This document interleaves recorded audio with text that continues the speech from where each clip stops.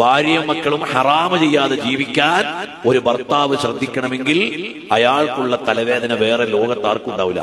അത്രയും വലിയ ഉത്തരവാദിത്തം. നല്ല വിദ്യാഭ്യാസം കൊടുക്കണം, നല്ല വസ്ത്രം കൊടുക്കണം, നല്ല സംരക്ഷണം കൊടുക്കണം, അവർ പോകുന്ന ഏത് വഴിക്ക് ശ്രദ്ധിക്കണം, അവരുടെ വീട്ടിൽ ആരും വന്ന് അപമര്യാദയായി ഇടപെടാതിരിക്കാൻ നോക്കണം. അങ്ങനെ വലിയൊരു ഉത്തരവാദിത്തമാണ്.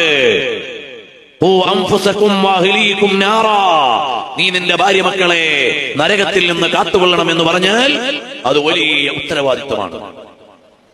നീ നിന്റെ മക്കളെ പഠിപ്പിച്ച് പരിപാലിച്ചു കൊണ്ടുവരണം, അവരെ നല്ലതുപോലെ തർബിയത്ത് ചെയ്യണം. നിന്റെ ഭാര്യയ്ക്ക് സമയാനുസൃതമായി വേണ്ടത് നൽകണം. ഒരു ഭാര്യ ഭർത്താവിന്റെ സാന്നിധ്യം ലഭിക്കാത്തതിന്റെ പേരിൽ തെറ്റിലേക്ക് വീണുപോയാൽ ഭർത്താവ് അതിന് കുറ്റക്കാരനാണ്. ഒരു ഭാര്യ ഭർത്താവിന് വേണ്ട ശാരീരിക സ്വാതന്ത്ര്യം നൽകാതെ അവൻ തെറ്റു ചെയ്തു പോയാൽ ഭാര്യ കുറ്റക്കാരിയാണ്. മക്കൾക്ക് വേണ്ട തർബിയത്ത് നൽകാതെ മക്കൾ വഴികേടായാൽ മാതാപിതാക്കൾ കുറ്റവാളികളാണ്.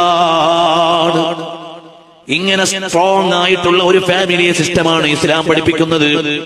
നമ്മൾ ഇന്ന് യൂറോപ്പിന്റെയും പരിഷ്കാരത്തിന്റെയും പിന്നാലെ പോവരുത്. സോഷ്യൽ മീഡിയയിൽ കാണുന്നതാണ് മതമെന്ന് വിചാരിക്കരുത്.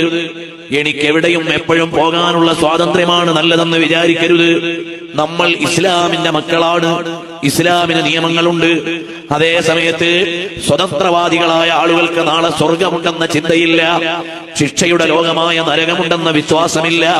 സ്വർഗം പ്രതീക്ഷിക്കുന്ന നമ്മൾ സ്വർഗത്തിന് വേണ്ടി പറ്റുന്ന കാര്യമേ ചെയ്യാൻ പാടുള്ളൂ.